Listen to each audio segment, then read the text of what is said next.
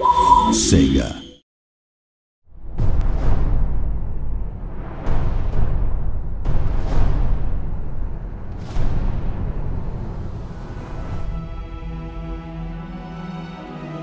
Hello and welcome to the first Let's Play for Total War Warhammer. I'm your friendly neighbourhood community coordinator Joey Dalton, and I am joined by Al the Hatman Bickham. Hello. Who will be driving our battle for us today, and Simon the Man. Hello.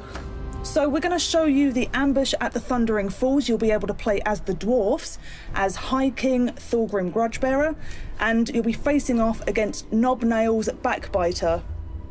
That's right. Mm-hmm. So we're going to hop right in and talk you through some of the units that you will be playing with. And just a reminder, everything that you see here is pre-alpha footage, so it may be subject to change.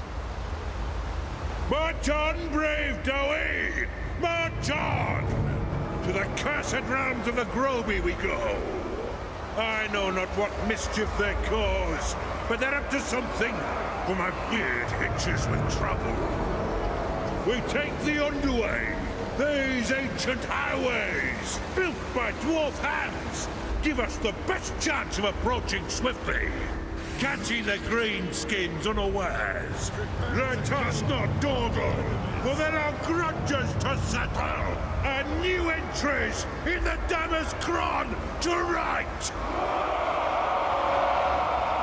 Okay, you can see the dwarfen throng arrayed on the hill here, led by, there he is, High King Thorgrim Grudgebearer himself, actually reading from the Dammer's Cron right in front of him, the Great Book of Grudges. Joined by Thane as well. This is one of the agents. This is a melee agent, so he runs around the campaign map, does actions, can be attached to an army and get stuck in with the rest of the dwarves.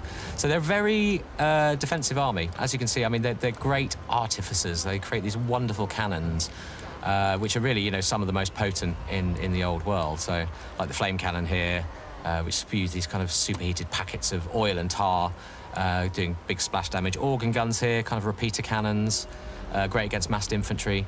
Iron Drakes with these big, sort of underslung alchemical flamethrowers. Look, they even got beard armor, because, you know, who wants to singe your beard when you've got a flamethrower? It's not good. So, Thunderers here, kind of like marksman, good armor-piercing ability as well, so, you know, useful against heavily armored units. And Quarrelers, crossbowmen as well. Now, Slayers, these guys are pretty cool. Yeah, totally, they're unbreakable. So they're kind of berserkers, effectively. And if you look at the panel on the side here, it says anti-large, so they're useful against the big monsters. So we're going to get those tore in against those. We've got lots of dwarf warriors as well, who are excellent in melee and, you know, can really, really take a charge really well. As I said, very, very sort of defensive army. So I'm going to get them all set up now. So I'm going to go for a pretty standard defensive formation because we are going to be attacked by waves of greenskins. So, and they're all going to be coming, you know, there's a main kind of force in the distance over there, but we're also going to see them pouring out of these kind of side roads. That they've overtaken a bit of the ancient dwarven stronghold there. But yeah, out of these side roads, they are just going to come wave after wave. So I'm going to stand and defend as best I can. So, right, that's those guys set up. Let's get my ranged chaps on the hill here. Can actually get both my units of Iron Drakes over this side. Because, you know, it may surprise you to hear, I've played this battle once or twice, so I know where they're coming from. Nice. So, is that cheating? It isn't. Okay, good, good. Excellent. Right, let's, oops. Although if you lose, it will be egg on your face. Yeah. Oh, yeah. Oh, yes. We won't let you live it down. It won't be the first time. So I'm going to keep those guys in reserve as well. Right, let's get started, actually. Good luck, Al. Thank you. Right, let's do a little bit of early manoeuvring. Get these guys out in the field so they're not going to get shot in the back by my own gunners. Yeah, I have taken a lot of damage from friendly fire, yes, especially with the Iron Drakes. Yeah. But kind of, as with previous Total War games, it is very much about using the terrain. That's especially true for the dwarfs, right? Like, all the dwarfs' damage, or most of it at least, comes from their ranged units. They're like cannons and they're kind of quarrelers and kind of like all those different, and the thunderers at the Thundering Falls. That's where all their damage comes from, but their melee line is very good at holding off enemy advances, so that's kind of what it is. They're kind of a two-part army. It's about like kind of defending the line while using your ranged units to just deal that heavy damage here. Oh, so you've got, is that a couple of ranged units at the back there, but mostly goblins goblin spearmen. Yeah, there's a lot of goblin spearmen, a lot of goblin archers in this battle. Oh, look, Iron Drake's firing. Oh, lovely. Drake's dealing a lot of damage there, so kind of they're hitting hard. I mean, and they're also quite good big in units of goblins, but they are easy to rout, right? So you'll see here the Goblin Spider Eyes are actually trying to kind of find gaps in your formations, try and hit the kind of range units around your back. So, you know, they'll very much be trying to flank you in order to take out your range units. You know, they're very good at picking the soft targets. Oh, God. Yeah, this is Completely ruining yourself rather quickly. So as the dwarfs, you've got to be really kind of aware of what's going on. Well, I suppose as anyone, you've got to be very aware. Oh, man, right. They're no. Straight into my range units. You know, as the dwarfs, if you lose your range units, you're actually in a lot of trouble because you're not dealing the damage you need to deal to counter the enemy's kind of forces. So that red icon that was just there on the left, so when you click that, it will take you exactly to that where the ambush is coming from, so you can see what you're up against. And we also display that on the battlefield as well, right? So you can actually see its location. You can just sort of glance over and go, oh, okay, that's where they're coming from. So yeah, another wave coming in from the side here. Oh, 5 units, is that? Yeah, and some Doom Divers as well. Great. So this is something that's very kind of particular to quest battles as well. You know, we're bringing reinforcements at you from lots of angles that maybe you wouldn't normally see from a campaign game, because we're actually in control of kind of where the enemy comes from, like kind of where the deployment areas are. We're able to kind of throw some curveballs at you to kind of try and keep the challenge like interesting for it, basically.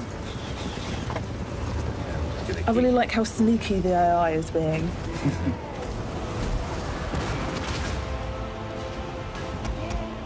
Form these guys back up. You know, fortunately, I did all right here because even dwarf ranged units are like, they're pretty heavily armoured, so you can come back as well. I think they were chasing some guys off the field there. Because, you know, these points at the back and the side, they also count as kind of exit points for routers. Well, that's the interesting thing, because for the first time, I think, in a Total War game, you've actually got non-square playable areas, right? Like, you're fighting in the Dwarfen Underway here, and as you can see, it's a kind of long tunnel, but there are points for your units to route out and for reinforcements to come in kind of around the map, as it were, so you get some interesting battles. Uh-oh. What's that? From the rear owl. Oh, excellent. What's coming in? And it's some trolls. So we've got some trolls lumbering. So trolls are a monstrous unit. And a giant. It's something that Al can really leverage his slayers and actually do a lot of damage should he choose to. It's Slayer. It's Slayer o'clock. Actually, I'm going to bring my Thunderers up as well, because they're quite good armor piercing, and you know, there's trolls and that giant are pretty good. Yeah, armor piercing's definitely useful here. But I mean, that info panel on the left-hand side is really useful to see kind of that extra bit of translation if you're not totally familiar with the Warhammer Fantasy Battles universe. That will give you a good indication of what's good against which unit. So the Slayers are anti-large, so Al's putting them in against the giant. Watch this. I love the way, once again, like the kind of charging stuff, the way units kind of leap in, so the Slayers will kind of leap in with both axes and slice, but the giant's going to be dealing a lot of damage. But since there's so many of the Slayers, they're surrounding him and hitting the giant on lots of different sides, so kind of they're dealing little damage over time, whereas the giant is kind of one massive hit of damage there, massive, with massive knockback. So, you know, they're taking damage from it, but they're going to be whittling down its health very quickly. So if Al hovers over it now, you can probably see it's got quite low health. Oh, and it's gone! Down. Excellent. Yeah, once again, the character in all the animations is absolutely. Oh, he's got those routing as well. Oh, they're look. They are right up in my Thunderers. This is not good. Right. Thorgrim holding the line at the front there, keeping the troops happy, obviously. So Thorgrim also has his General Zora, right? Like generally when you press down space or something, you can see the General Zora, but we've also added some new features. So on the right there, as you'll see, like you can now toggle on and off features on spacebar, but then also lock them. So even when spacebar isn't held, you can see your General Zora, for example, and things like that. And it's just kind of little ways where letting you kind of customize the UI to your playstyle and get it so you could show like health bars for every single unit, for example, and stuff like that. So yeah, it's actually quite cool. Right, it looks like the big forces at the distance are on the move as well now. So let's get everybody ready for a big frontal attack. Look, they're still chopping away. Oh, they're going down. Look, they're wavering. There's still 10 of them. Oh, my poor. But your air support has arrived. Ah, fantastic. Let's get over there. Right. So these are some of my favourite Dwarfen units. These are the Dwarfen gyrocopters. You know, kind of, they rely on machines, right? They haven't got any magic or anything like that, so they're relying on these kind of fast-moving units to kind of make up for their lack of mobility on the battlefield. So they're able to fly around, deal a lot of damage with their kind of guns, but they also have a special ability, which is to be able to drop bombs, so that when you press the ability button, which is on the bottom left-hand side, you can actually drop bombs at the location of your gyrocopters. Oh, I see. You know what, I'm going to get them over So here. you can actually kind of do your own little bombing run, basically, kind of flying across the enemy and just drop the bombs at the right time. See, that would be useful right at the far back where there's quite a large line, and Exactly, so they've got to be directly above to benefit from the bombs. Exactly, right. yeah. So it's kind of it's a bit of a skill shot. So if you line them up like that, you can see their... You can see the movement icons on the floor there. So if I line them up in a good spot, hopefully they won't... Oh, they've moved. Perhaps they know what's coming. Still covered. Let's do that. Let's get down there. Right, grenade time. Off you go. Oh, that is satisfying. I'm going to drop my second load as well. There we are, look. Yeah, brilliant. That's killed it. That's killed a few of them. I'll knock their morale a bit as well. So, you know, useful. Oh. So from experience with the gyrocopters, it's best to kind of fly behind and shoot from behind a unit. Yeah, it's like generally best to kind of be away and sort of try to target kind of their land units, the units that can't hit you, right? Like anything that's a melee unit's not going to be able to kind of run up and smack you. So you want to stay away from their range, because their range can actually take you down. Like if Al were to leave them all in range of the enemy archers like he's doing right now, like he would actually find that his gyrocopters get routed and killed very quickly, because actually they're quite weak against ranged, right? Like, you know, range units take down flying units, arrows pepper them, you know, they kind of eventually fall. But melee units, you know, there's not really too much counter. What was that orange? Is that a Nightshade? And Curse of the Bad Moon. Oh. It's all gone wrong. Oh, it's all gone over there though, so it doesn't look like this. So when Curse of the Bad Moon is cast, of course, it kind of moves in a random direction. So sometimes it works for you, sometimes it won't. Obviously, so it's a vortex spell, right? So oh, I see. Okay. There's Knobnails. Look, it looks like he's used his magic and he's got stuck straight into the melee.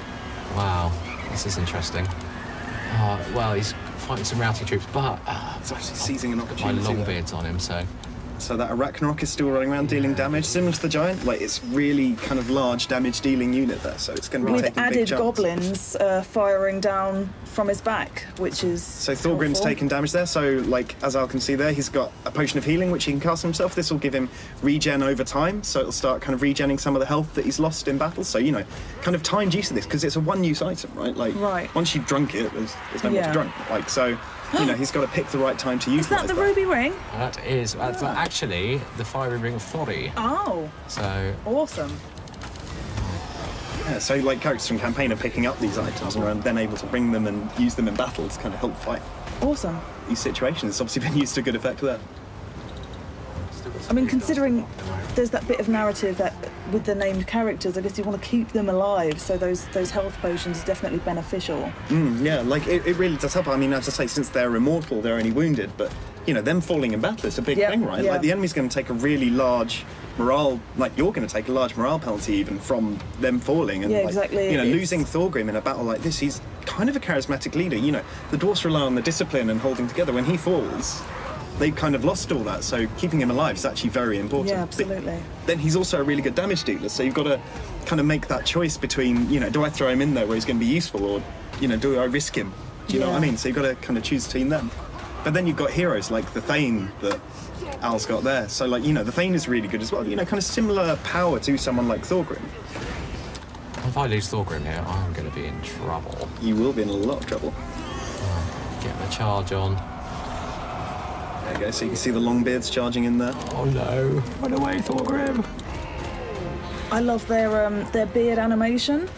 It's just fantastic. They're dusting the ground with their beards as they run. There are some absolutely epic beards going down for the Dwarfen army, I think. Oh, he's got out. Yep, that's good. Oh, and the Arachnarok's going to rout. Let's hope so. So he's just engaged there with the Longbeards and Valor. It's off. The Thane. Yes! So the large take that. In the abdomen. Right, I'm going to bring these guys back actually, because I think I sorely need them. How are we doing? So I sent my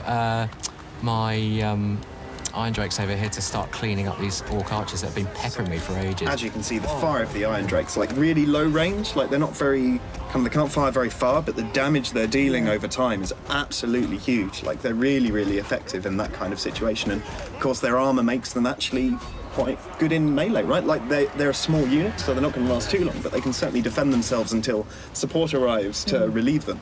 So if they are engaged, do they drop their their cannons. Is that right with the Iron Drakes? No, they'll be hitting people